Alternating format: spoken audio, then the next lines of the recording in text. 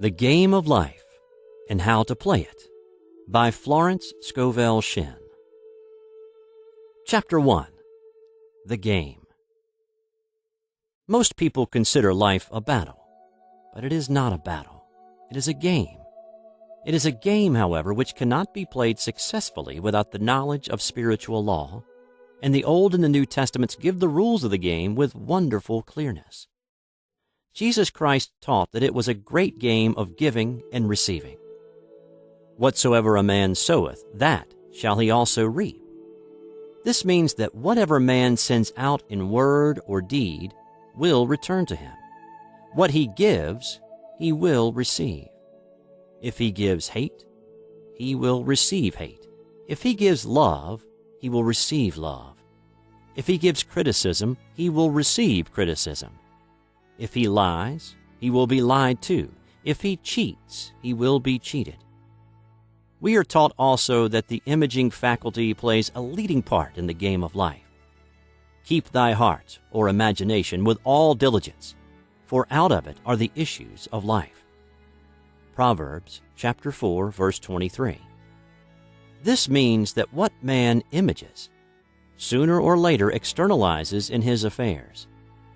I know of a man who feared a certain disease. It was a very rare disease and difficult to get, but he pictured it continually and read about it until it manifested in his body. And he died, the victim of distorted imagination. So we see, to play successfully the game of life, we must train the imaging faculty. A person with an imaging faculty trained to image only good brings into his life every righteous desire of his heart. Health, wealth, love, friends, perfect self-expression, his highest ideals. The imagination has been called the scissors of the mind, and it is ever cutting, day by day the pictures man sees there, and sooner or later he meets his own creations in his outer world. To train the imagination successfully, man must understand the workings of his mind. The Greeks said, "Know thyself." There are three departments of the mind: the subconscious, conscious, and superconscious. The subconscious is simply power without direction. It is like steam or electricity, and it does what it is directed to do. It has no power of induction. Whatever man feels deeply or images clearly is impressed upon the subconscious mind and carried out in minutest detail. For example, a woman I know, when a child, always made believe she was a widow. She dressed up in black clothes and wore a long black veil, and people thought she was very clever and amusing. She grew up and married a man with whom she was deeply in love. In a short time, he died, and she wore black and a sweeping veil for many years. The picture of herself as a widow was impressed upon the subconscious mind, and in due time worked itself out regardless of the havoc created. The conscious mind has been called mortal or carnal mind. It is the human mind and sees life as it appears to be. It sees death, disaster, sickness, poverty, and limitation of every kind, and it impresses the subconscious. The superconscious mind is the God mind within each man and is the realm of perfect ideas. In it is the perfect pattern spoken of by Plato, the divine design. For there is a divine design for each person. There is a place that you are to fill, and no one else can fill, something you are to do, which no one else can do. There is a perfect picture of this in the superconscious mind. It usually flashes across the conscious as an unattainable ideal, something too good to be true. In reality, it is man's true destiny or destination flashed to him from the infinite intelligence which is within himself. Many people, however, are in ignorance of their true destinies and are striving for things and situations which do not belong to them, and would only bring failure and dissatisfaction if attained. For example, a woman came to me and asked me to speak the word that she would marry a certain man with whom she was very much in love. She called him A.B. I replied that this would be a violation of spiritual law, but that I would speak the word for the right man, the divine selection, the man who belonged to her by divine right. I added, if A.B. is the right man, you can't lose him, and if he isn't, you will receive his equivalent. She saw A.B. frequently, but no headway was made in their friendship. One evening she called and said, "Do you know, for the last week, A.B. hasn't seemed so wonderful to me?" I replied, "Maybe he is not the divine selection. Another man may be the right one." Soon after that, she met another man who fell in love with her at once, and who said she was his ideal. In fact, he said all the things that she had always wished A.B. would say to her. She remarked, it was quite uncanny. She soon returned his love and lost all interest in A.B. This shows the law of substitution. A right idea was substituted for a wrong one. Therefore, there was no loss or sacrifice involved.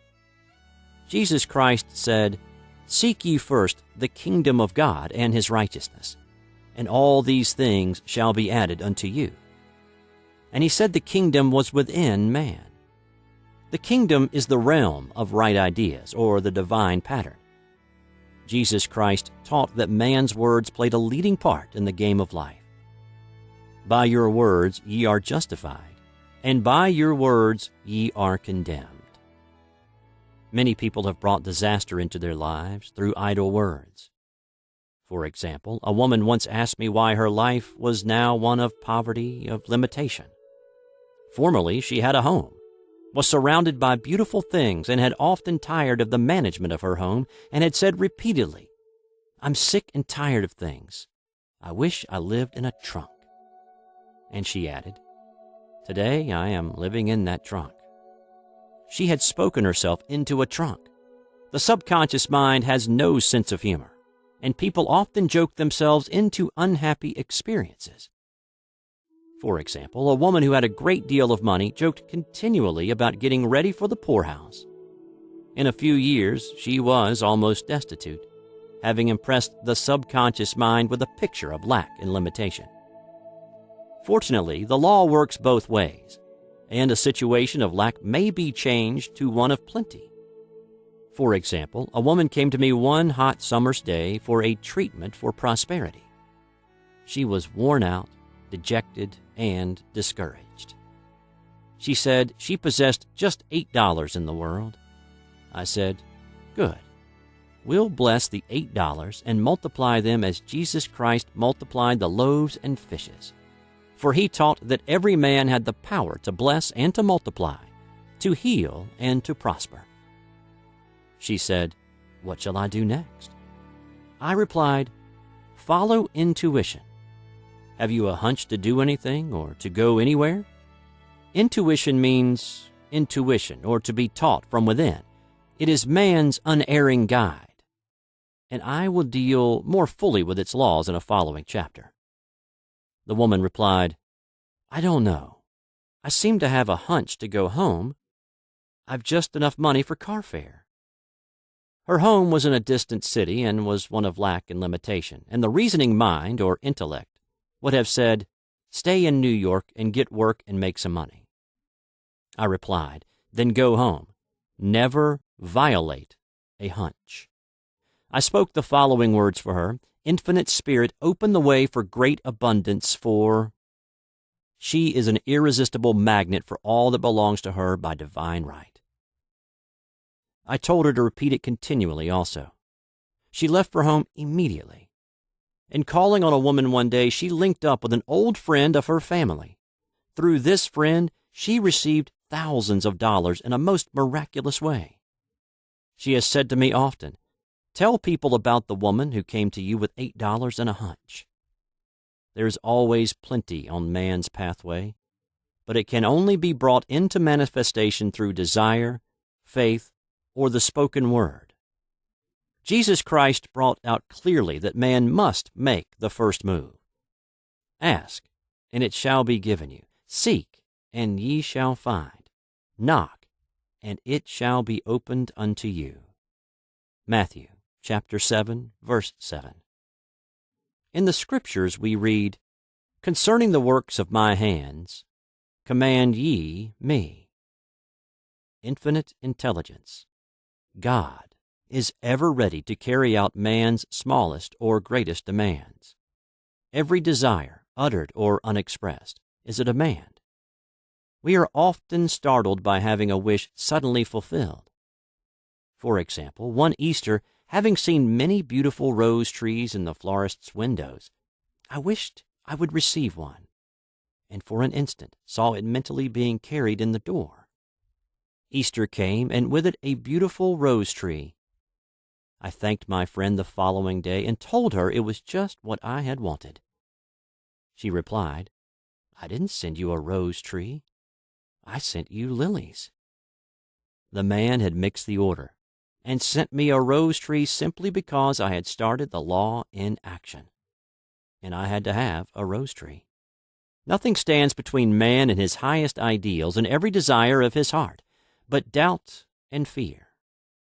When man can wish without worrying, every desire will be instantly fulfilled. I will explain more fully in a following chapter the scientific reason for this, and fear must be erased from the consciousness. It is man's only enemy. Fear of lack, fear of failure, fear of sickness, fear of loss, and a feeling of insecurity on some plane. Jesus Christ said, "Why are ye fearful, O ye of little faith?" Matthew chapter 8, verse 26. So we can see we must substitute faith for fear is only inverted faith. It is faith in evil instead of good. The object of the game of life is to see clearly one's good and to obliterate all mental pictures of evil. This must be done by impressing the subconscious mind with a realization of good. A very brilliant man who has attained great success told me he had suddenly erased all fear from his consciousness by reading a sign which hung in a room. He saw printed in large letters this statement: "Why worry? It will probably never happen." These words were stamped indelibly upon his subconscious mind, and he has now a firm conviction that only good can come into his life, therefore only good can manifest. In the following chapter, I will deal with the different methods of impressing the subconscious mind. It is man's faithful servant, but one must be careful to give it the right orders. Man has ever a silent listener at his side, his subconscious mind. Every thought, every word is impressed upon it and carried out in amazing detail. It is like a singer making a record on the sensitive disc of the phonographic plate. Every note and tone of the singer's voice is registered. If he coughs or hesitates, it is registered also. So let us break all the old bad records in the subconscious mind, the records of our lives which we do not wish to keep, and make new and beautiful ones. Speak these words aloud with power and conviction. I now smash and demolish, by my spoken word, every untrue record in my subconscious mind. They shall return to the dust heap of their native nothingness, for they came from my own vain imaginings. I now make my perfect records through the Christ within. The records of health, wealth, love, and perfect self-expression. This is the square of life, the game completed. In the following chapters, I will show how man can change his conditions by changing his words. Any man who does not know the power of the word is behind the times. Death and life are in the power of the tongue. Proverbs chapter 18, verse 21. Chapter 2, The Law of Prosperity. One of the greatest messages given to the race through the Scriptures is that God is man's supply, and that man can release through his spoken word all that belongs to him by divine right. He must, however, have perfect faith in his spoken word. Isaiah said, "My word shall not return unto me void, but shall accomplish that where it is sent." We know now that words and thoughts are a tremendous vibratory force ever molding man's body and affairs. A woman came to me in great distress and said she was to be sued on the 15th of the month for $3,000. She knew no way of getting the money and was in despair. I told her God was her supply and that there is a supply for every demand. So I spoke the word. I gave thanks that the woman would receive $3,000 at the right time in the right way. I told her she must have perfect faith and act her perfect faith. The 15th came, but no money had materialized. She called me on the phone and asked what she was to do. I replied, "It is Saturday, so they won't sue you today. Your part is to act rich, thereby showing perfect faith that you will receive it by Monday." She asked me to lunch with her to keep up her courage. When I joined her at a restaurant, I said, "This is no time to economize. Order an expensive luncheon. Act as if you have already received the $3,000. All things whatsoever ye ask in prayer, believing, ye shall receive." You must act as if you have already received. The next morning, she called me on the phone and asked me to stay with her during the day. I said, "No, you are divinely protected, and God is never too late." In the evening, she phoned again, greatly excited, and said, "My dear, a miracle has happened. I was sitting in my room this morning when the doorbell rang. I said to the maid, 'Don't let anyone in.'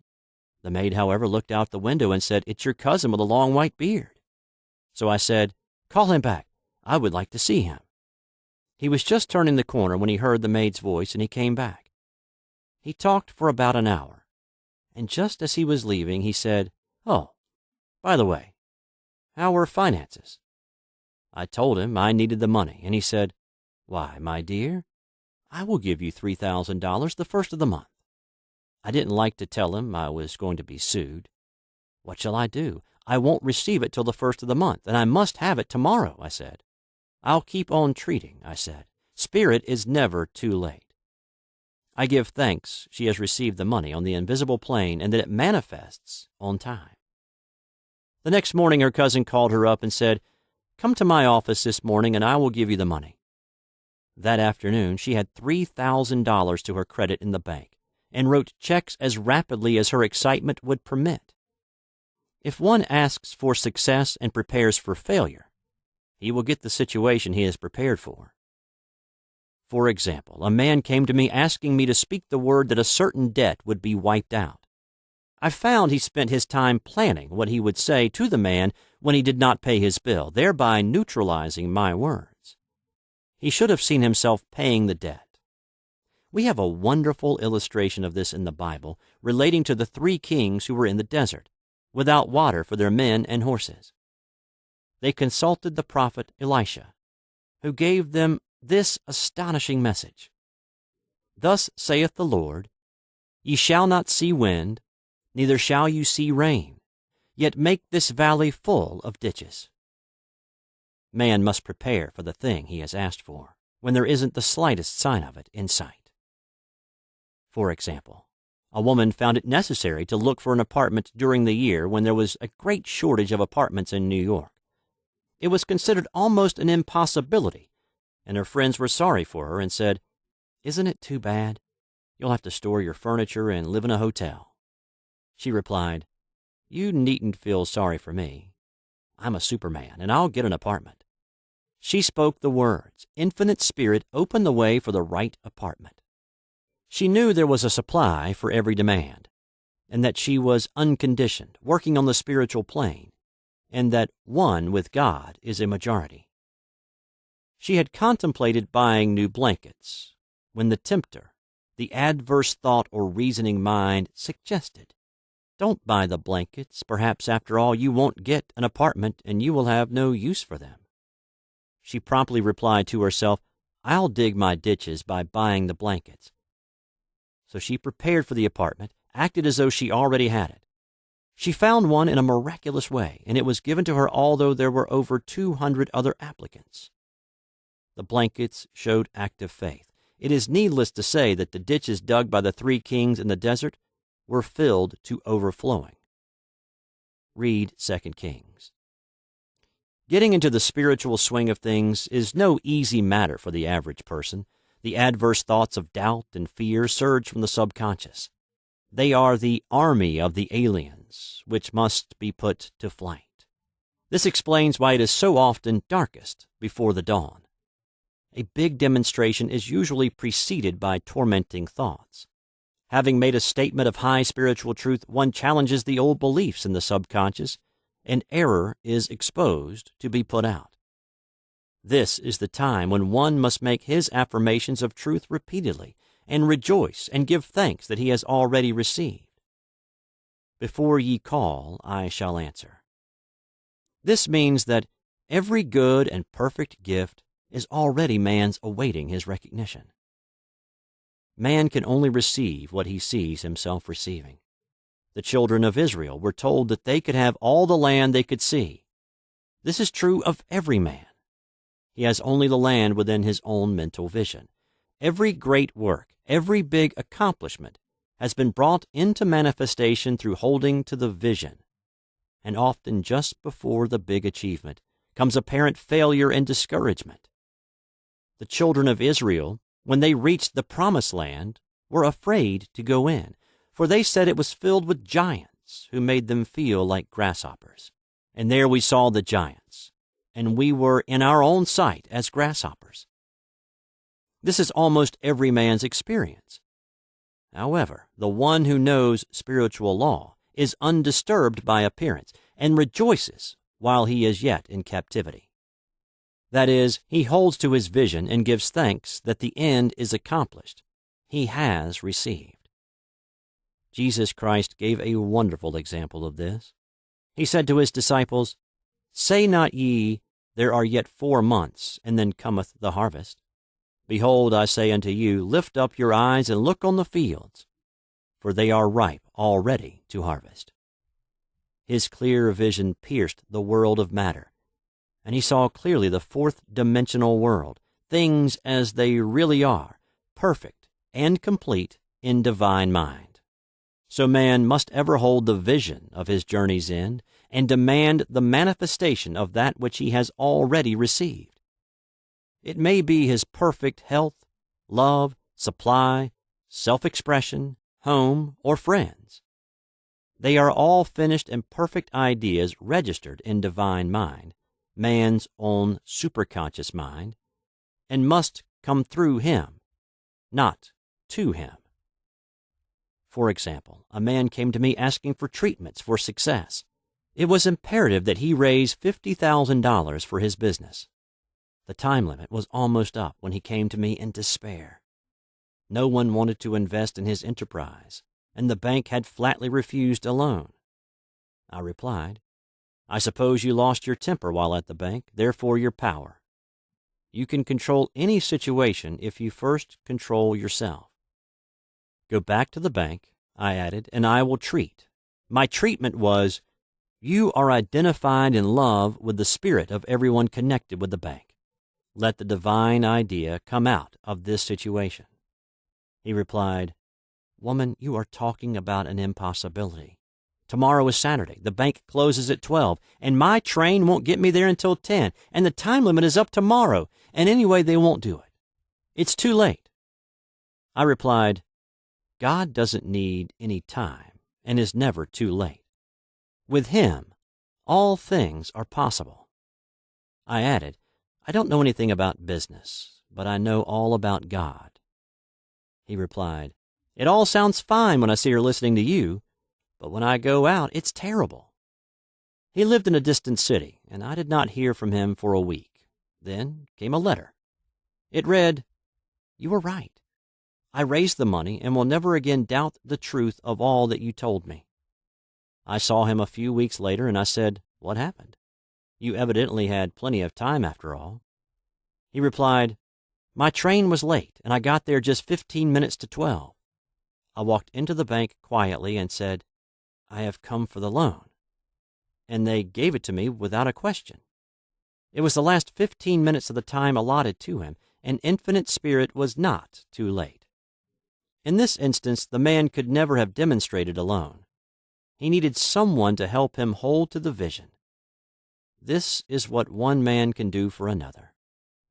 Jesus Christ knew the truth of this when he said, "If two of you shall agree on earth as touching anything that they shall ask, it shall be done for them of my Father which is in heaven." One gets too close to his own affairs and becomes doubtful and fearful. The friend or healer sees clearly the success, health, or prosperity and never wavers, because he is not close to the situation.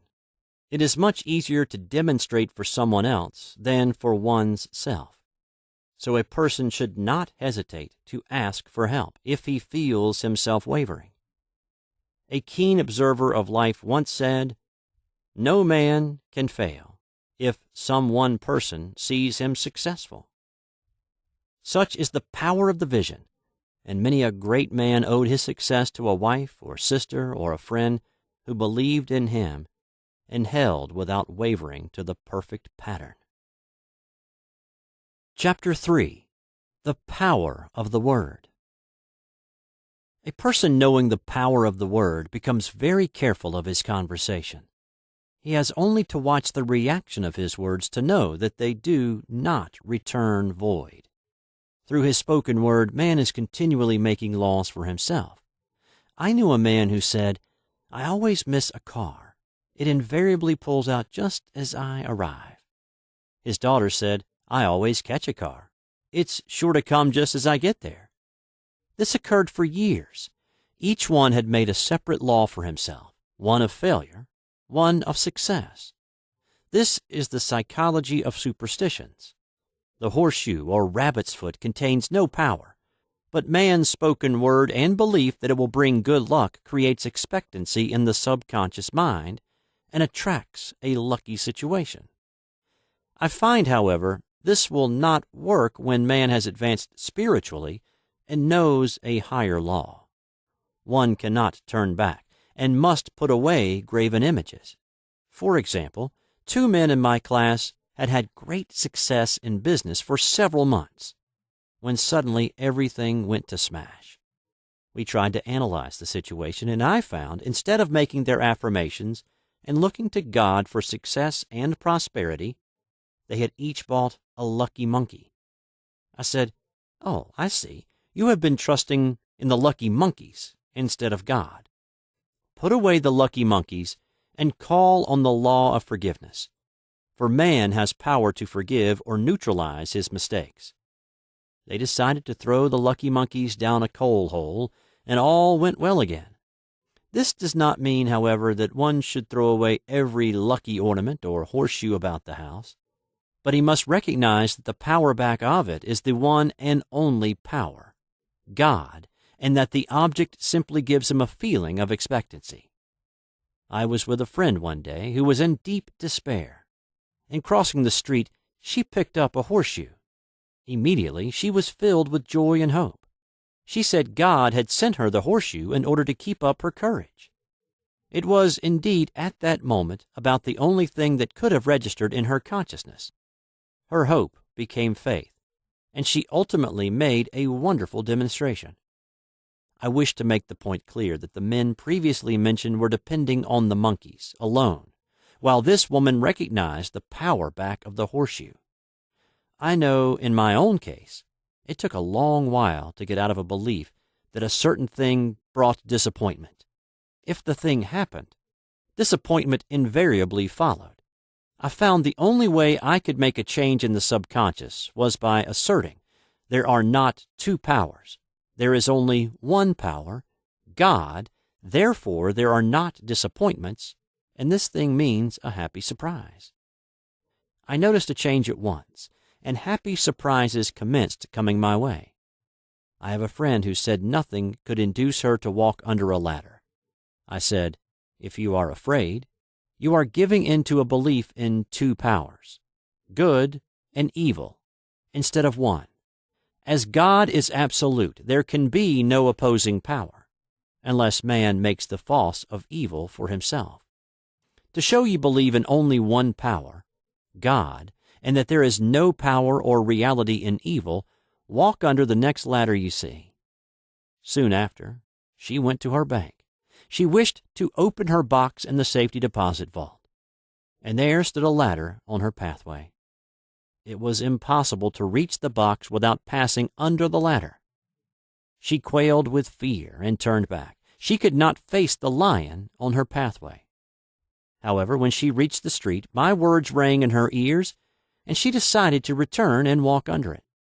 It was a big moment in her life, for ladders had held her in bondage for years. She retraced her steps to the vault, and the ladder was no longer there. This so often happens. If one is willing to do a thing he is afraid to do, he does not have to. It is the law of non-resistance, which is so little understood. Someone has said that courage contains genius and magic. Face a situation fearlessly, and there is no situation to face. It falls away of its own weight. The explanation is that fear attracted the ladder on the woman's pathway, and fearlessness removed it. Thus, the invisible forces are ever working for man, who is always pulling the strings himself, though he does not know it. Owing to the vibratory power of words, whatever man voices, he begins to attract. People who continually speak of disease invariably attract it. After man knows the truth, he cannot be too careful of his words. For example, I have a friend who often says on the phone, "Do come to see me and have an old-fashioned chat." This old-fashioned chat means an hour of about 500 to 1,000 destructive words, the principal topics being loss, lack, failure, and sickness. I reply, "No, I thank you. I've had enough old-fashioned chats in my life. They are too expensive. But I will be glad to have a new-fashioned chat and talk about what we want, not what we don't want." There is an old saying that man only dares use his words for three purposes: to heal, bless, or prosper. What man says of others will be said of him, and what he wishes for another he is wishing for himself. Curses, like chickens, come home to roost.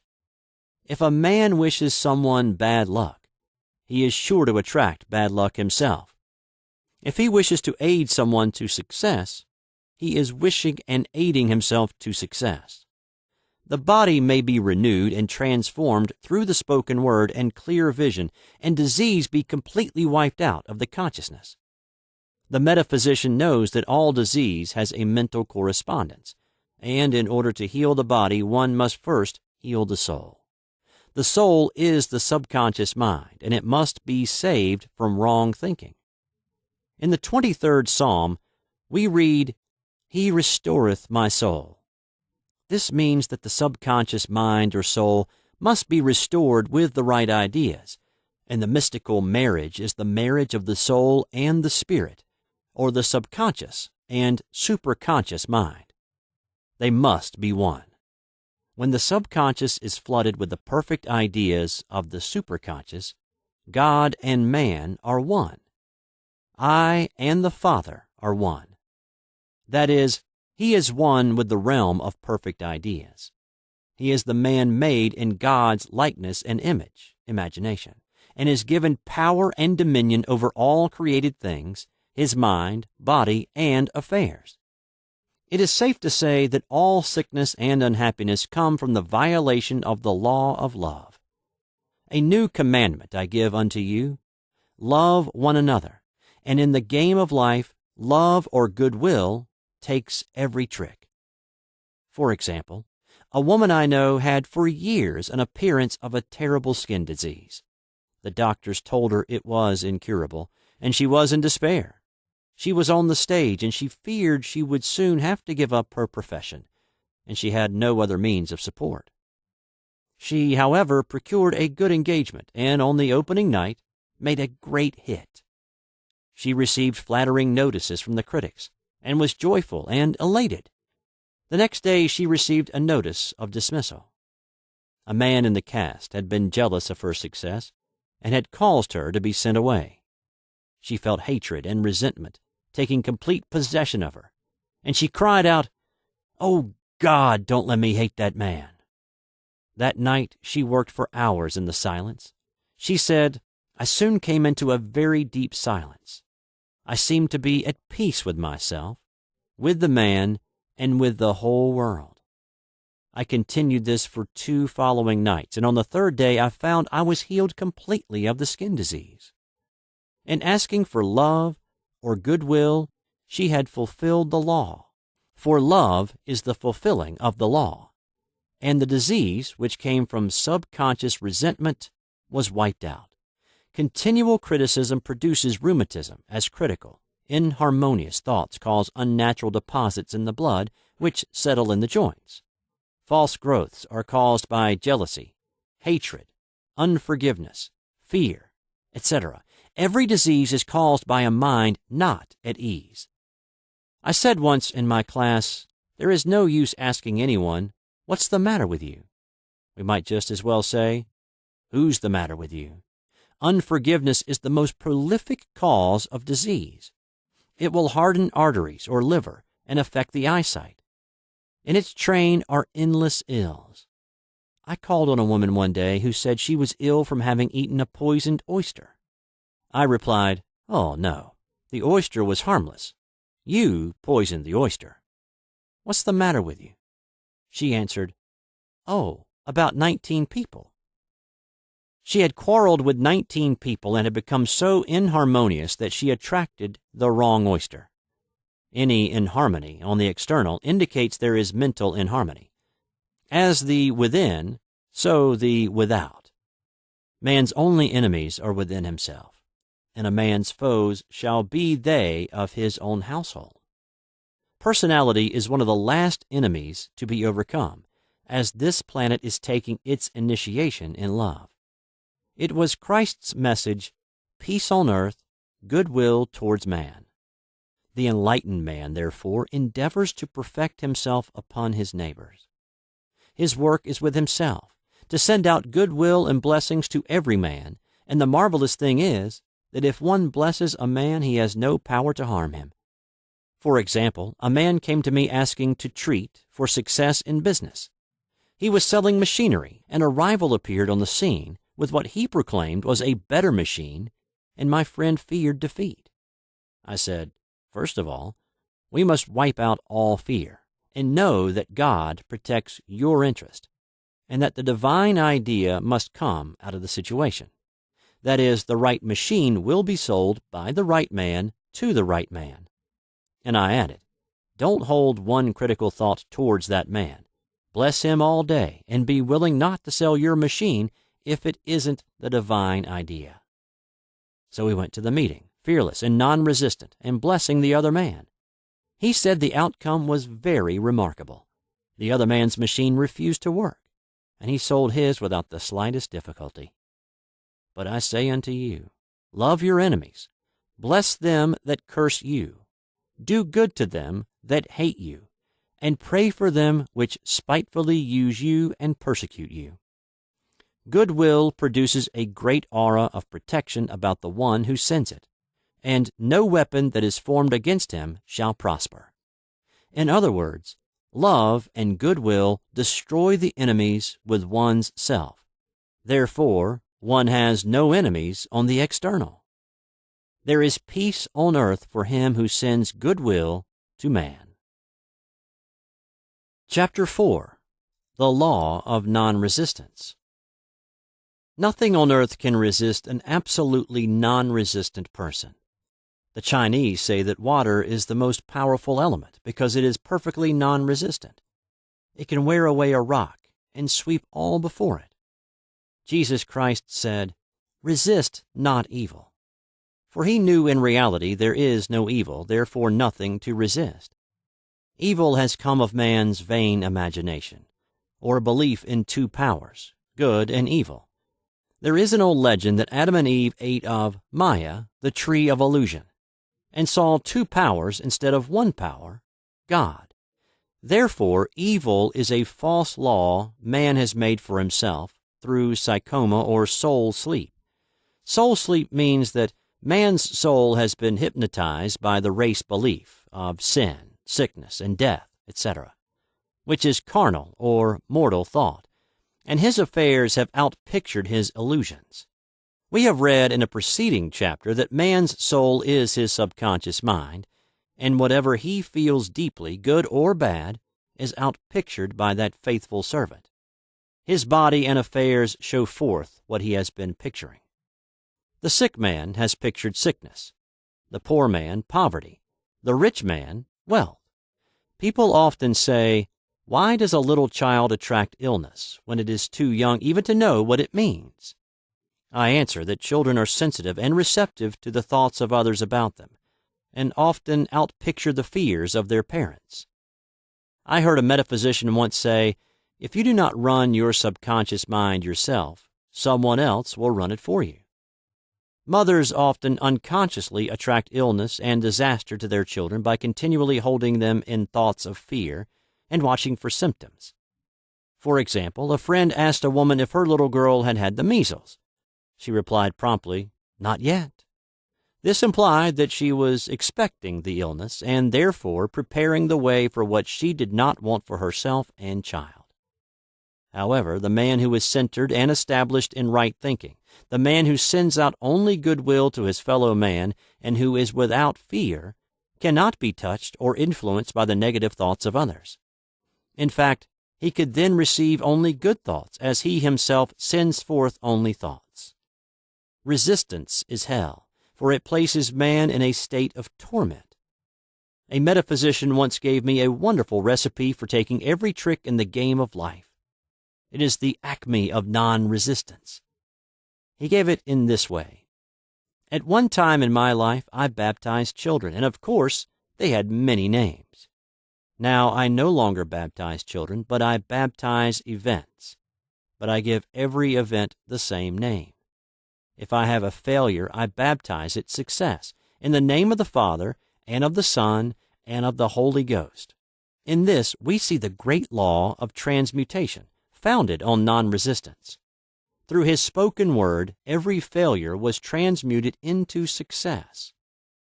For example, a woman who required money, and who knew the spiritual law of opulence, was thrown continually in a business way with a man who made her feel very poor. He talked lack and limitation, and she commenced to catch his poverty thoughts. So she disliked him and blamed him for her failure. She knew in order to demonstrate her supply, she must first feel that she had received. A feeling of opulence must precede its manifestation. It dawned on her one day that she was resisting the situation and seeing two powers instead of one. So she blessed the man and baptized the situation success. She affirmed, as there is only one power, God, this man is here for my good and my prosperity. Just what he did not seem to be there for. Soon after that, she met, through this man, a woman who gave her, for a service rendered, several $1,000s, and the man moved to a distant city and faded harmoniously from her life. Make the statement, "Every man is a golden link in the chain of my good, for all men are God in manifestation, awaiting the opportunity given by man, himself, to serve the divine plan of his life." Bless your enemy, and you rob him of his ammunition. His arrows will be transmuted into blessings. This law is true of nations as well as individuals. Bless a nation, send love and goodwill to every inhabitant, and it is robbed of its power to harm. Man can only get the right idea of non-resistance through spiritual understanding. My students have often said, "I don't want to be a doormat." I reply, when you use non-resistance with wisdom, no one will ever be able to walk over you. Another example, one day I was impatiently awaiting an important telephone call. I resisted every call that came in and made no outgoing calls myself, reasoning that it might interfere with the one I was awaiting. Instead of saying, "Divine ideas never conflict, the call will come at the right time," leaving it to infinite intelligence to arrange, I commenced to manage things myself. I made the battle mine, not God's, and remained tense and anxious. The bell did not ring for about an hour, and I glanced at the phone and found the receiver had been off that length of time, and the phone was disconnected. My anxiety, fear, and belief in interference had brought on a total eclipse of the telephone. Realizing what I had done, I commenced blessing the situation at once. I baptized it success and affirmed I cannot lose any call that belongs to me by divine right. I am under grace and not under law. A friend rushed out to the nearest telephone to notify the company to reconnect. She entered a crowded grocery, but the proprietor left his customers and attended to the call himself. My phone was connected at once, and 2 minutes later, I received a very important call, and about an hour afterward, the one I had been awaiting. One's ships come in over a calm sea. So long as man resists a situation, he will have it with him. If he runs away from it, it will run after him. For example, I repeated this to a woman one day, and she replied, "How true that is. I was unhappy at home. I disliked my mother, who was critical and domineering. So I ran away and was married. But I married my mother, for my husband was exactly like my mother, and I had the same situation to face again." Agree with thine adversary quickly. This means agree that the adverse situation is good, be undisturbed by it, and it falls away of its own weight. "None of these things move me" is a wonderful affirmation. The inharmonious situation comes from some inharmony within man himself. When there is in him no emotional response to an inharmonious situation, it fades away forever from his pathway. So we see man's work is ever with himself. People have said to me, "Give treatments to change my husband or my brother." I reply, "No, I will give treatments to change you. When you change, your husband and your brother will change." One of my students was in the habit of lying. I told her it was a failure method, and if she lied, she would be lied to. She replied, "I don't care. I can't possibly get along without lying." One day she was speaking on the phone to a man with whom she was very much in love. She turned to me and said, "I don't trust him. I know he's lying to me." I replied, "Well, you lie yourself, so someone has to lie to you, and you will be sure it will be just the person you want the truth from." Some time after that, I saw her, and she said, "I'm cured of lying." I questioned, "What cured you?" And she replied, "I have been living with a woman who lied worse than I did." One is often cured of his faults by seeing them in others. Life is a mirror, and we find only ourselves reflected in our associates. Living in the past is a failure method and a violation of spiritual law. Jesus Christ said, "Behold, now is the accepted time. Now is the day of salvation." Lot's wife looked back and was turned into a pillar of salt. The robbers of time are the past and the future. Man should bless the past and forget it if it keeps him in bondage, and bless the future, knowing it has in store for him endless joys, but live fully in the now. For example, a woman came to me complaining that she had no money with which to buy Christmas gifts. She said, "Last year was so different. I had plenty of money and gave lovely presents, and this year I have scarcely a cent." I replied, "You will never demonstrate money while you are pathetic and live in the past. Live fully in the now and get ready to give Christmas presents. Dig your ditches and the money will come." She exclaimed, "I know what to do. I will buy some tinsel twine, Christmas seals, and wrapping paper." I replied, "Do that, and the presents will come and stick themselves to the Christmas seals." This, too, was showing financial fearlessness and faith in God, as the reasoning mind said, "Keep every cent you have, as you are not sure you will get any more." She bought the seals, paper, and twine, and a few days before Christmas received a gift of several $100s. Buying the seals and twine had impressed the subconscious with expectancy and opened the way for the manifestation of the money. She purchased all the presents in plenty of time. Man must live suspended in the moment. Look well, therefore, to this day. Such is the salutation of the dawn. He must be spiritually alert, ever awaiting his leads, taking advantage of every opportunity. One day I said continually, silently, "Infinite Spirit, Don't let me miss a trick. And something very important was told to me that evening.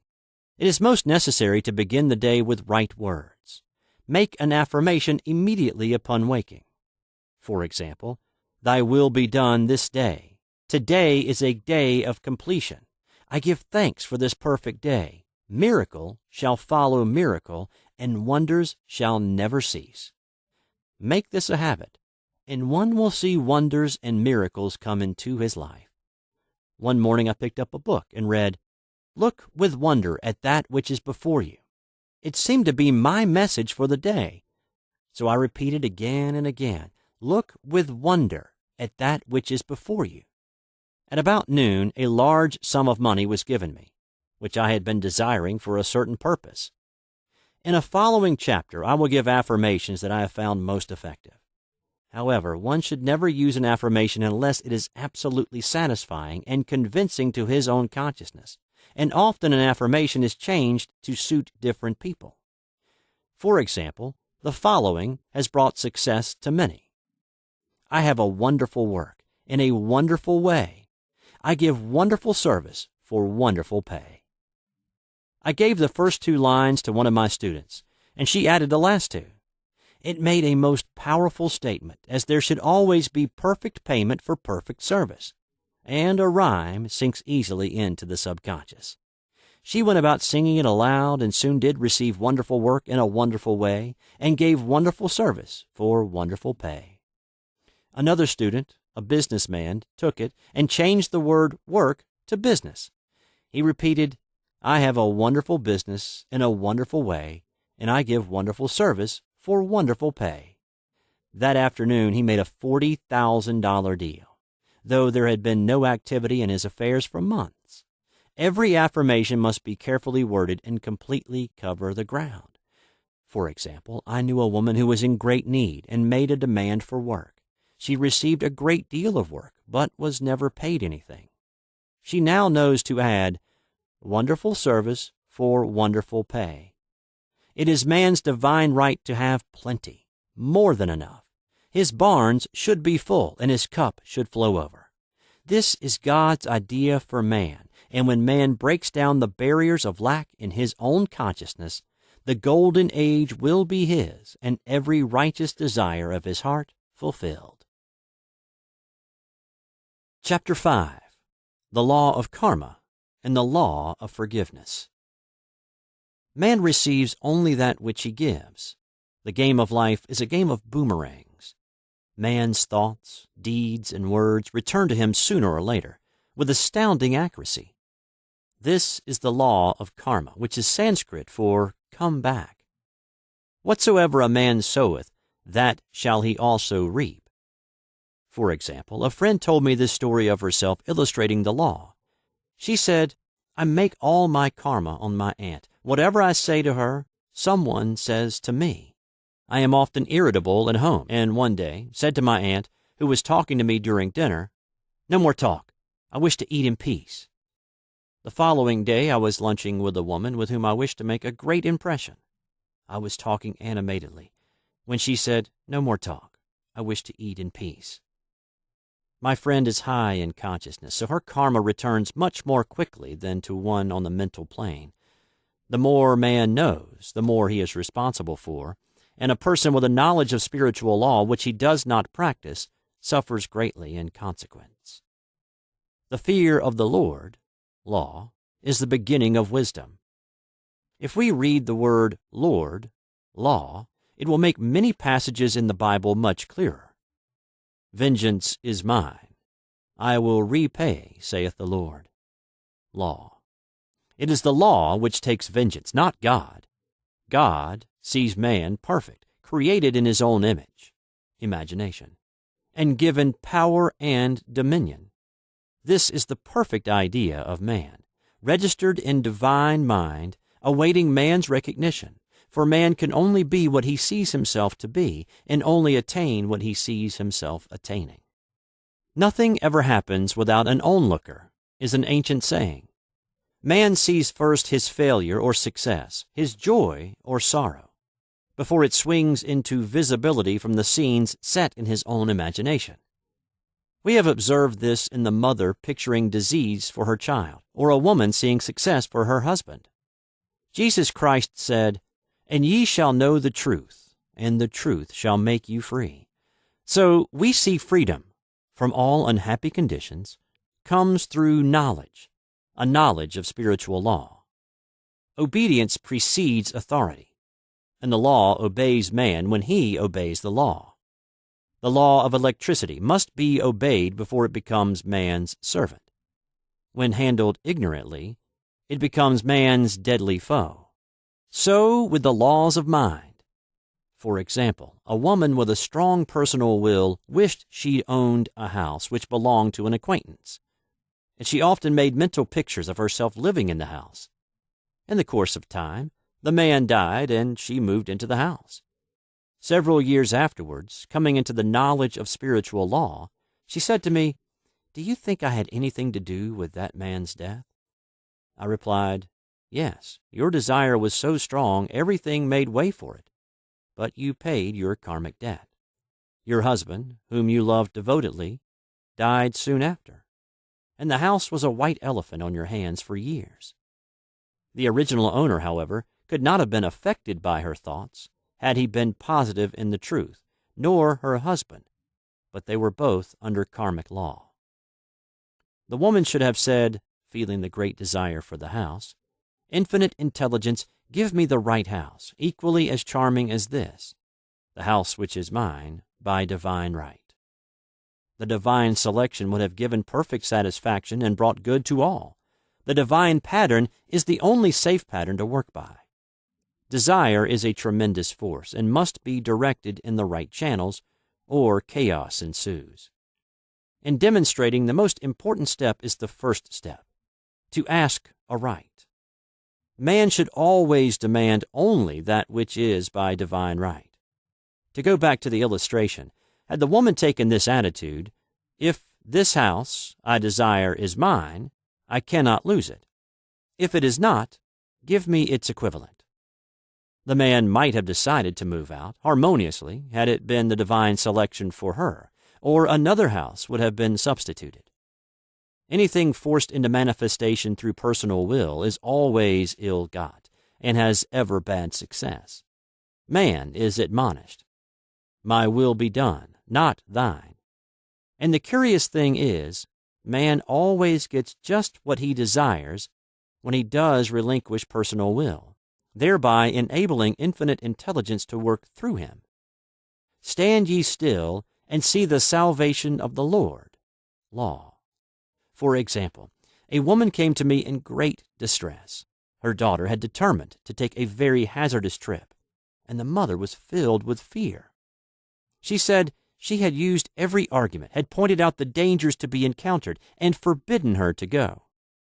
But the daughter became more and more rebellious and determined. I said to the mother, "You are forcing your personal will upon your daughter, which you have no right to do, and your fear of the trip is only attracting it, for man attracts what he fears." I added, "Let go, and take your mental hands off.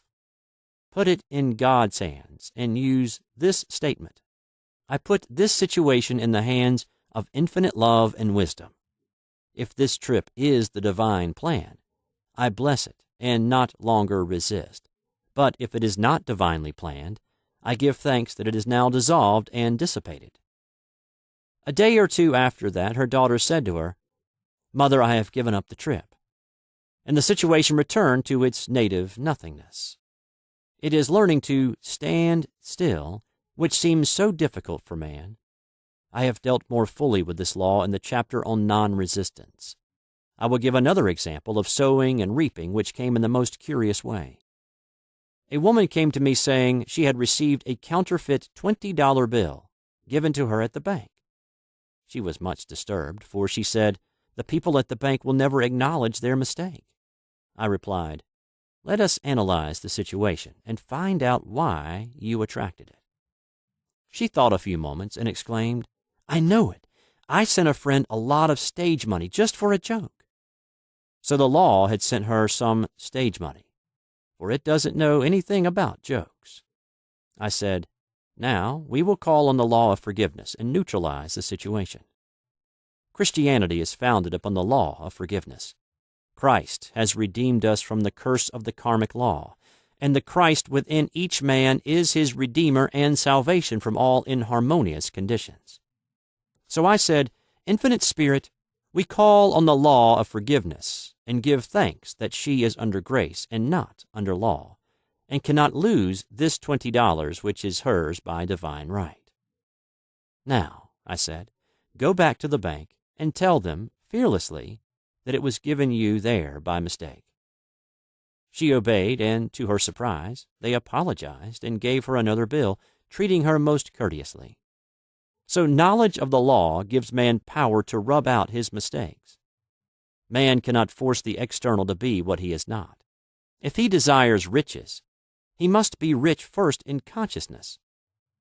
For example, a woman came to me asking treatment for prosperity. She did not take much interest in her household affairs, and her home was in great disorder. I said to her, If you wish to be rich, you must be orderly. All men with great wealth are orderly, and order is heaven's first law. I added, You will never become rich with a burnt match in the pincushion. She had a good sense of humor and commenced immediately, putting her house in order. She rearranged furniture, straightened out bureau drawers, cleaned rugs, and soon made a big financial demonstration, a gift from a relative. The woman herself became made over and keeps herself keyed up financially by being ever watchful of the external and expecting prosperity, knowing God is her supply. Many people are in ignorance of the fact that gifts and things are investments, and that hoarding and saving invariably lead to loss. There is that scattereth and yet increaseth, and there is that withholdeth more than is meet, but it tendeth to poverty. For example, I knew a man who wanted to buy a fur-lined overcoat.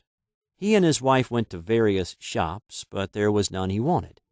He said they were all too cheap-looking. At last he was shown one the salesman said was valued at $1,000, but which the manager would sell him for $500, as it was late in the season. His financial possessions amounted to about $700. The reasoning mind would have said you can't afford to spend nearly all you have on a coat. But he was very intuitive and never reasoned. He turned to his wife and said, If I get this coat, I'll make a ton of money. So his wife consented, weakly. About a month later, he received a $10,000 commission. The coat made him feel so rich it linked him with success and prosperity. Without the coat, he would not have received the commission. It was an investment, paying large dividends. If man ignores these leadings to spend or to give, the same amount of money will go in an uninteresting or unhappy way. For example, a woman told me on Thanksgiving Day she informed her family that they could not afford a Thanksgiving dinner. She had the money, but decided to save it. A few days later, someone entered her home and took from the bureau drawer the exact amount the dinner would have cost. The law always stands back of the man who spends fearlessly, with wisdom. For example, one of my students was shopping with her little nephew. The child clamored for a toy, which she told him she could not afford to buy. She realized suddenly that she was seeking lack and not recognizing God as her supply. So she bought the toy, and on her way home picked up in the street the exact amount of money she had paid for it. Man's supply is inexhaustible and unfailing when fully trusted, but faith or trust must precede the demonstration. According to your faith, be it unto you. Faith is the substance of things hoped for, the evidence of things not seen, for faith holds the vision steady, and the adverse pictures are dissolved and dissipated, and in due season we shall reap, if we faint not. Jesus Christ brought the good news, the gospel, that there was a higher law than the law of karma, and that law transcends the law of karma. It is the law of grace, or forgiveness. It is the law which frees man from the law of cause and effect, the law of consequence. Under grace and not under law. We are told that on this plane, man reaps where he has not sown. The gifts of God are simply poured out upon him. All that the kingdom affords is his. This continued state of bliss awaits the man who has overcome the race, or world thought. In the world thought there is tribulation, but Jesus Christ said, "Be of good cheer. I have overcome the world." The world thought is that of sin, sickness, and death. He saw their absolute unreality and said, "Sickness and sorrow shall pass away, and death itself, the last enemy, be overcome." We know now, from a scientific standpoint, that death could be overcome by stamping the subconscious mind with the conviction of eternal youth and eternal life. The subconscious, being simply power without direction, carries out orders without questioning. Working under the direction of the superconscious, the Christ or God within man, the resurrection of the body would be accomplished. Man would no longer throw off his body in death. It would be transformed into the body electric, sung by Walt Whitman, for Christianity is founded upon the forgiveness of sins and an empty tomb. Chapter 6. Casting the Burden, Impressing the Subconscious. When man knows his own powers and the workings of his mind, his great desire is to find an easy and quick way to impress the subconscious with good, for simply an intellectual knowledge of the truth will not bring results. In my own case, I've found the easiest way is in casting the burden. A metaphysician once explained it in this manner. He said, "The only thing which gives anything weight in nature is the law of gravitation. And if a boulder could be taken high above the planet, there would be no weight in that boulder." And that is what Jesus Christ meant when he said, "My yoke is easy and my burden is light." He had overcome the world vibration and functioned in the fourth-dimensional realm, where there is only perfection, completion, life, and joy. He said, "Come to me, all ye that are labor and are heavy laden, and I will give you rest. Take my yoke upon you, for my yoke is easy and my burden is light." We are also told in the 55th Psalm to cast thy burden upon the Lord. Many passages in the Bible state that the battle is God's, not man's, and that man is always to stand still and see the salvation of the Lord. This indicates that the superconscious mind, or Christ within, is the department which fights man's battles and relieves him of burdens. We see, therefore, that man violates law if he carries a burden, and a burden is an adverse thought or condition, and this thought or condition has its root in the subconscious. It seems almost impossible to make any headway directing the subconscious from the conscious, or reasoning mind. As the reasoning mind, the intellect, is limited in its conceptions, and filled with doubts and fears. How scientific it then is to cast the burden upon the superconscious mind, or Christ within, where it is made light, or dissolved into its native nothingness. For example, a woman in urgent need of money, made light upon the Christ within, the superconscious, with the statement, "I cast this burden of lack on the Christ within, and I go free to have plenty." The belief in lack was her burden, as she cast it upon the superconscious with its belief of plenty. An avalanche of supply was the result. We read, "The Christ in you, the hope of glory." Another example, one of my students had been given a new piano, and there was no room in her studio for it until she had moved out the old one. She was in a state of perplexity. She wanted to keep the old piano, but knew of no place to send it. She became desperate, as the new piano was to be sent immediately, in fact, was on its way with no place to put it. She said it came to her to repeat, "I cast this burden on the Christ within, and I go free." A few moments later, her phone rang, and a woman friend asked if she might rent her old piano, and it was moved out, a few minutes before the new one arrived. I knew a woman whose burden was resentment. She said, "I cast this burden of resentment on the Christ within, and I go free to be loving, harmonious, and happy." The almighty superconscious flooded the subconscious with love, and her whole life was changed. For years, resentment has held her in a state of torment and imprisoned her soul, the subconscious mind.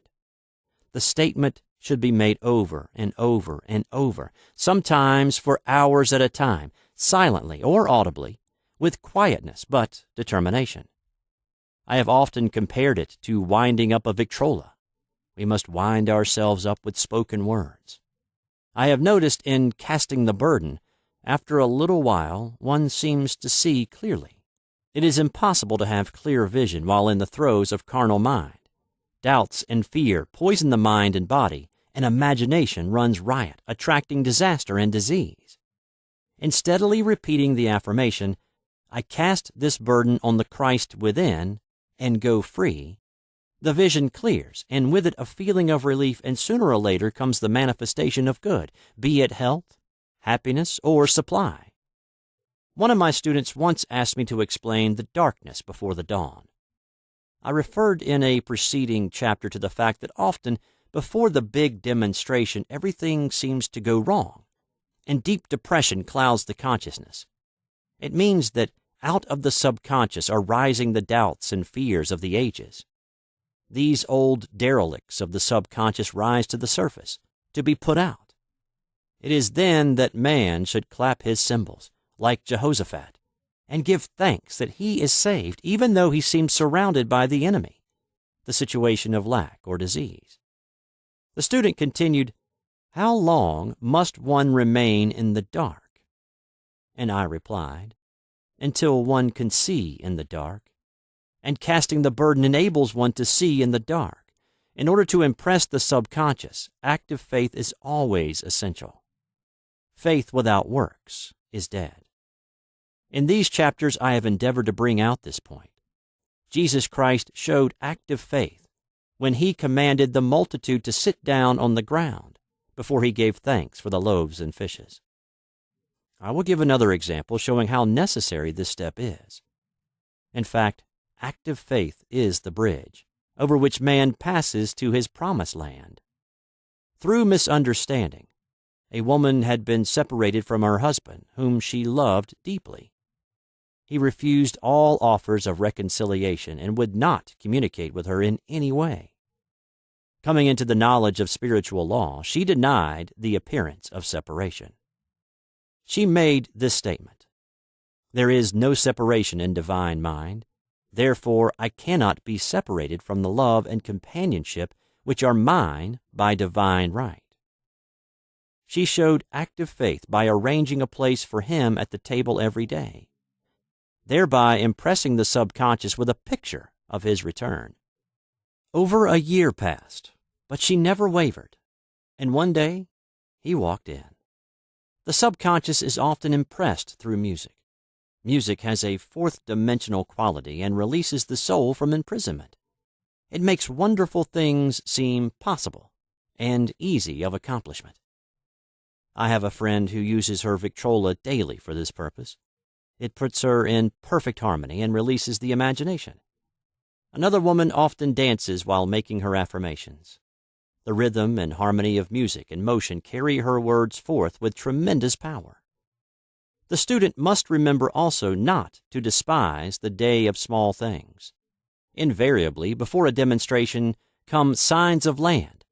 Before Columbus reached America, he saw birds and twigs which showed him land was near. So it is with a demonstration. But often the student mistakes it for the demonstration itself and is disappointed. For example, a woman had spoken the word for a set of dishes.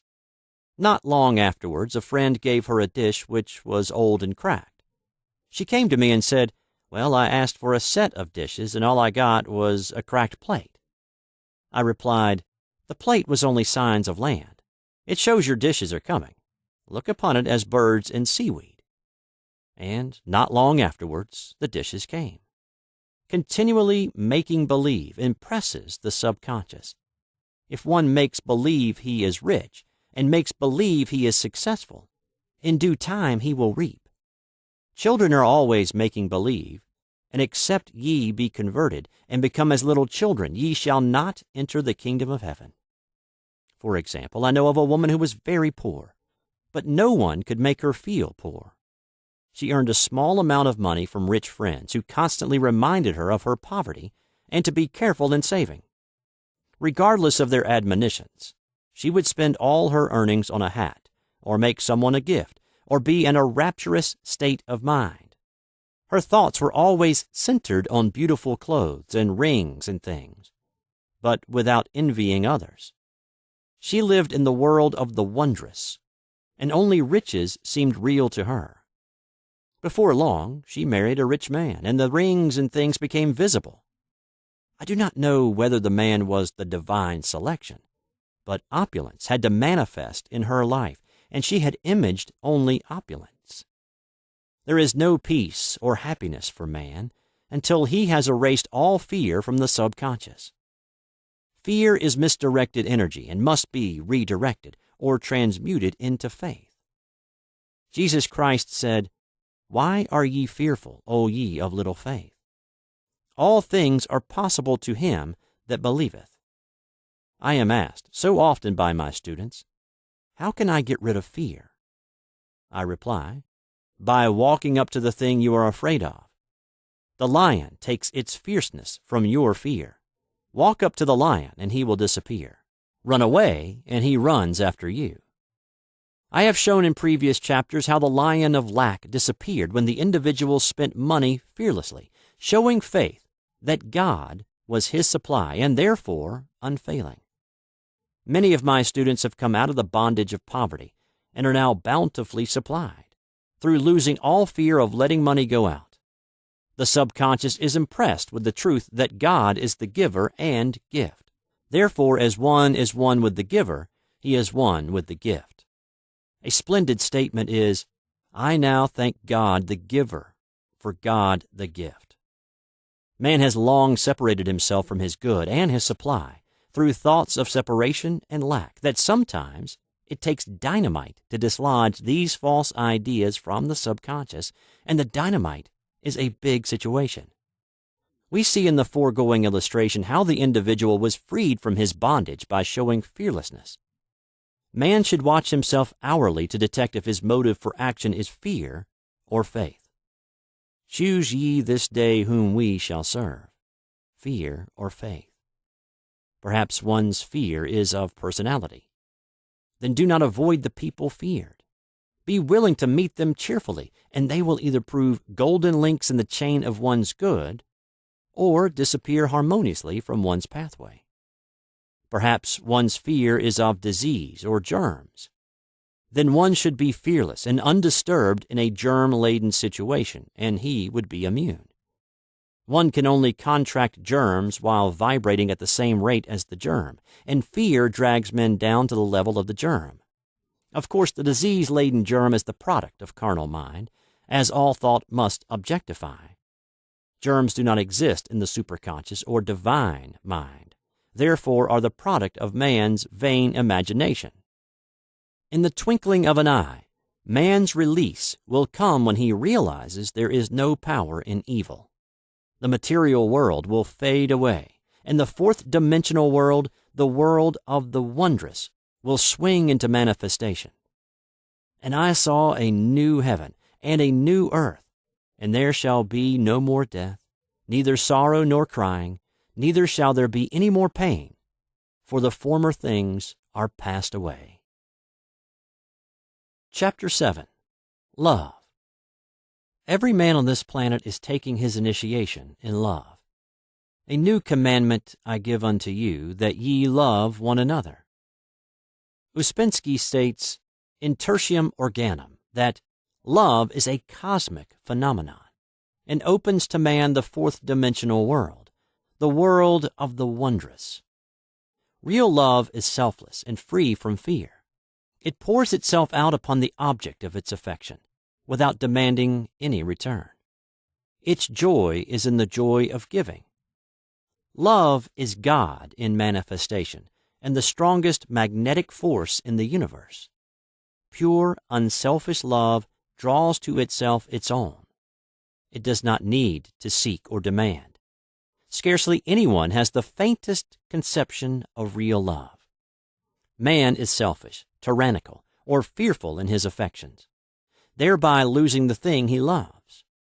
Jealousy is the worst enemy of love, for the imagination runs riot, seeing the loved one attracted to another, and invariably these fears objectify if they are not neutralized.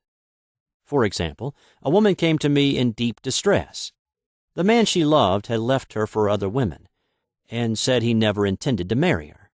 She was torn with jealousy and resentment, and said she hoped he would suffer as he had made her suffer, and added, "How could he leave me when I loved him so much?" I replied, "You are not loving that man, you are hating him," and added, "You can never receive what you have never given. Give a perfect love, and you will receive a perfect love. Perfect yourself on this man. Give him a perfect, unselfish love, demanding nothing in return. Do not criticize or condemn, and bless him wherever he is." She replied, "No, I won't bless him unless I know where he is." "Well," I said, "that is not real love. When you send out real love will return to you, either from this man or his equivalent. For if this man is not the divine selection, you will not want him. As you are one with God, you are one with the love which belongs to you by divine right." Several months passed, and matters remained about the same, but she was working conscientiously with herself. I said, "When you are no longer disturbed by his cruelty, he will cease to be cruel, as you are attracting it through your own emotions." Then I told her of a brotherhood in India, who never said good morning to each other. They used these words, "I salute the divinity in you." They saluted the divinity in every man and the wild animals in the jungle, and they were never harmed, for they saw only God in every living thing. I said, "Salute the divinity in this man, and say, I see your divine self only. I see you as God sees you, perfect, made in his image and likeness." She found she was becoming more poised and gradually losing her resentment. He was a captain, and she always called him the Cap. One day she said, suddenly, "God bless the Cap wherever he is." I replied, "Now that is real love, and when you have become a complete circle and are no longer disturbed by the situation, you will have his love or attract its equivalent." I was moving at this time and did not have a telephone, so was out of touch with her for a few weeks, when one morning I received a letter saying, "We are married." At the earliest opportunity, I paid her a call. My first words were, "What happened?" "Oh," she exclaimed, "a miracle. One day I woke up and all suffering had ceased. I saw him that evening and he asked me to marry him. We were married in about a week, and I have never seen a more devoted man." There is an old saying, "No man is your enemy. No man is your friend. Every man is your teacher." So one should become impersonal and learn what each man has to teach him, and soon he would learn his lessons and be free. The woman's lover was teaching her selfless love, which every man, sooner or later, must learn. Suffering is not necessary for man's development. It is the result of violation of spiritual law, but few people seem able to rouse themselves from their soul sleep without it. When people are happy, they usually become selfish, and automatically the law of karma is set in action. Man often suffers loss through lack of appreciation. I knew a woman who had a very nice husband, but she often said, "I don't care anything about being married. But that is nothing against my husband. I'm simply not interested in married life." She had other interests and scarcely remembered she had a husband. She only thought of him when she saw him. One day her husband told her he was in love with another woman and left. She came to me in distress and resentment. I replied, "It is exactly what you spoke the word for. You said you didn't care anything about being married, so the subconscious worked to get you unmarried." She said, "Oh yes, I see. People get what they want and then feel very much hurt." She soon became in perfect harmony with the situation and knew they were both much happier apart. When a woman becomes indifferent or critical and ceases to be an inspiration to her husband, he misses the stimulus of her early relationship and is restless and unhappy. A man came to me dejected, miserable, and poor. his wife was interested in the science of numbers and had had him read. It seems the report was not very favorable, for he said, "My wife says I'll never amount to anything because I'm a 2. I replied, "I don't care what your number is. You're a perfect idea in divine mind, and we will demand the success and prosperity which are already planned for you by that infinite intelligence." Within a few weeks, he had a very fine position, and a year or two later he achieved a brilliant success as a writer. No man is a success in business unless he loves his work. The picture the artist paints for love of his art is his greatest work. The potboiler is always something to live down. No man can attract money if he despises it. Many people are kept in poverty by saying, "Money means nothing to me, and I have a contempt for people who have it." This is the reason so many artists are poor. Their contempt for money separates them from it.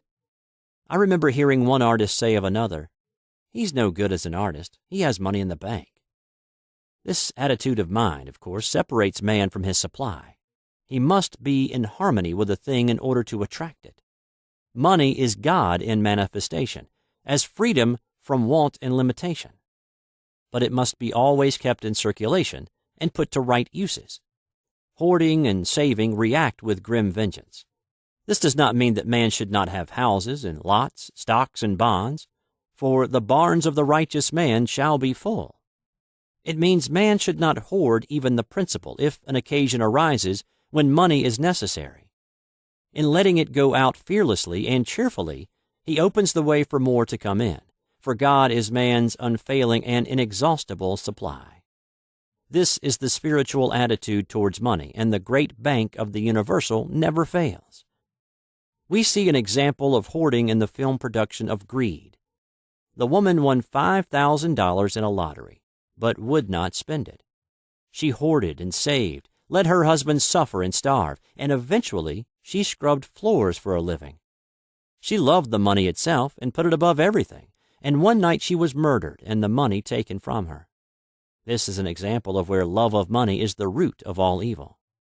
Money in itself is good and beneficial, but used for destructive purposes, hoarded and saved, or considered more important than love, brings disease and disaster, and the loss of the money itself. Follow the path of love, and all things are added, for God is love, and God is supply. Follow the path of selfishness and greed, and the supply vanishes, and man is separated from it. For example, I knew the case of a very rich woman who hoarded her income. She rarely gave anything away, but bought things for herself. She was very fond of necklaces, and a friend once asked her how many she possessed. She replied, 67. She bought them and put them away, carefully wrapped in tissue paper. Had she used the necklaces, it would have been quite legitimate, but she was violating the law of use. Her closets were filled with clothes she never wore, and jewels which never saw the light. The woman's arms were gradually becoming paralyzed from holding on to things, and eventually she was considered incapable of looking after her affairs, and her wealth was handed over to others to manage. So man, in ignorance of the law, brings about his own destruction. All disease, all unhappiness come from the violation of the law of love. Man's boomerangs of hate, resentment, and criticism come back laden with sickness and sorrow. Love seems almost a lost art, but the man with the knowledge of spiritual law knows it must be regained, for without it he has become as sounding brass and tinkling cymbals. For example, I had a student who came to me month after month to clean her consciousness of resentment. After a while, she arrived at the point where she resented only one woman, but that one woman kept her busy. Little by little, she became poised and harmonious, and one day, all resentment was wiped out. She came in radiant and exclaimed, "You can't understand how I feel." The woman said something to me, and instead of being furious, I was loving and kind, and she apologized and was perfectly lovely to me. No one can understand the marvelous lightness I feel within. Love and goodwill are invaluable in business. For example, a woman came to me complaining of her employer. She said she was cold and critical, and knew she did not want her in the position. "Well," I replied, Salute the divinity in the woman and send her love."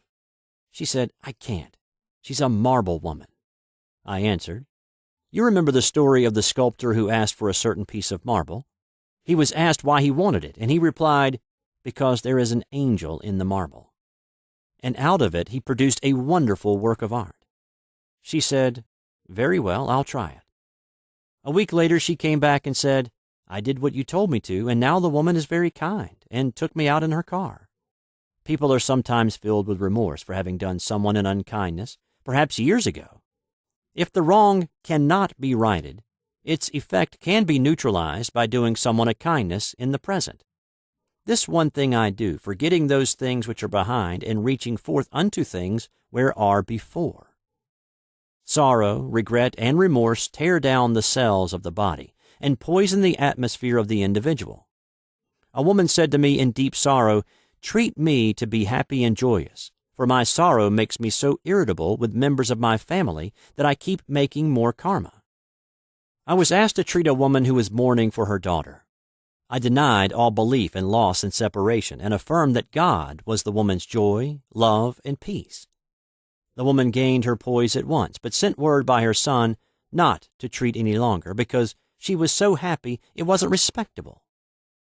So mortal mind loves to hang on to its griefs and regrets. I knew a woman who went about bragging of her troubles, so of course she always had something to brag about. The old idea was if a woman did not worry about her children, she was not a good mother. Now, we know that mother fear is responsible for many of the diseases and accidents which come into the lives of children. For fear pictures vividly the disease or situation feared, and these pictures objectify, if not neutralized. Happy is the mother who can say sincerely that she puts her child in God's hands and knows therefore that he is divinely protected. For example, a woman awoke suddenly in the night, feeling her brother was in great danger. Instead of giving in to fears, she commenced making statements of truth, saying, "Man is a perfect idea in divine mind, and is always in his right place. Therefore, my brother is in his right place and is divinely protected." The next day she found that her brother had been in close proximity to an explosion in a mine, but had miraculously escaped. So man is her brother's keeper, in thought, and every man should know that the thing he loves dwells in the secret place of the Most High and abides under the shadow of the Almighty. "There shall no evil befall thee, neither shall any plague come nigh thy dwelling." Perfect love casteth out fear. He that feareth is not made perfect in love. And love is the fulfilling of the law. Chapter 8. Intuition or Guidance. There is nothing too great of accomplishment for the man who knows the power of his word and who follows his intuitive leads. By the word, he starts in action unseen forces and can rebuild his body or remold his affairs. It is therefore of the utmost importance to choose the right words, and the student carefully selects the affirmation he wishes to catapult into the invisible. He knows that God is his supply, that there is a supply for every demand, and that his spoken word releases the supply. Ask, and ye shall receive. Man must make the first move. Draw nigh to God, and he will draw nigh to you. I have often been asked just how to make a demonstration. I reply, speak the word, and then do not do anything until you get a definite lead. Demand the lead, saying, "Infinite Spirit, reveal to me the way. Let me know if there is anything for me to do." The answer will come through intuition or hunch, a chance remark from someone, or a passage in a book. The answers are sometimes quite startling in their exactness. For example, a woman desired a large sum of money. She spoke the words, "Infinite Spirit, open the way for my immediate supply.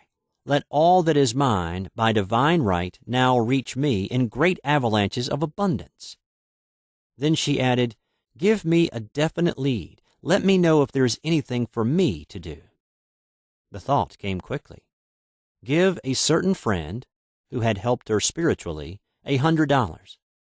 She told her friend, who said, "Wait and get another lead before giving it."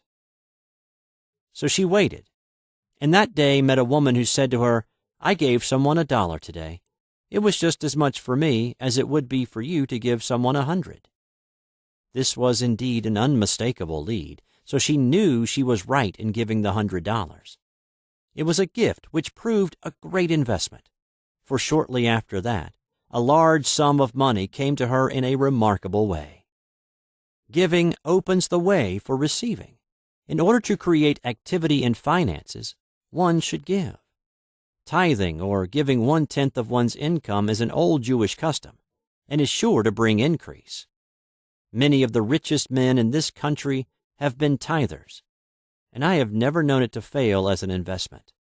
The 10th part goes forth and returns blessed and multiplied. But the gift, or tithe, must be given with love and cheerfulness, for God loveth a cheerful giver. Bills should be paid cheerfully. All money should be sent forth fearlessly and with a blessing. This attitude of mind makes man master of money. It is his to obey, and his spoken word then opens vast reservoirs of wealth. Man himself limits his supply by his limited vision. Sometimes the student has a great realization of wealth, but is afraid to act. The vision and action must go hand in hand, as in the case of the man who bought the fur-lined overcoat. A woman came to me asking me to speak the word for a position.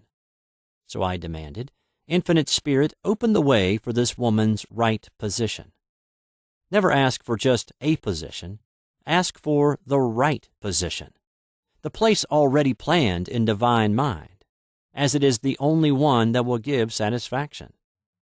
I then gave thanks that she had already received and that it would manifest quickly. Very soon she had 3 positions offered her, 2 in New York and 1 in Palm Beach, and she did not know which to choose. I said, "Ask for a definite lead." The time was almost up and was still undecided when one day she telephoned. When I woke up this morning, I could smell Palm Beach. She had been there before and knew its balmy fragrance. I replied, "Well, if you can smell Palm Beach from here, it is certainly your lead." She accepted the position, and it proved a great success. Often one's lead comes at an unexpected time. One day I was walking down the street when I suddenly felt a strong urge to go to a certain bakery, a block or 2 away. The reasoning mind resisted, arguing, "There is nothing there that you want." However, I had learned not to reason, so I went to the bakery, looked at everything, and there was certainly nothing there that I wanted. But coming out, I encountered a woman I had thought of often, and who was in great need of the help which I could give her. So often, one goes for one thing and finds another. Intuition is a spiritual faculty and does not explain, but simply points the way. A person often receives a lead during a treatment. The idea that comes may seem quite irrelevant, but some of God's leadings are mysterious. In the class one day, I was treating that each individual would receive a definite lead. A woman came to me afterwards and said, "While you were treating, I got the hunch to take my furniture out of storage and get an apartment." The woman had come to be treated for health.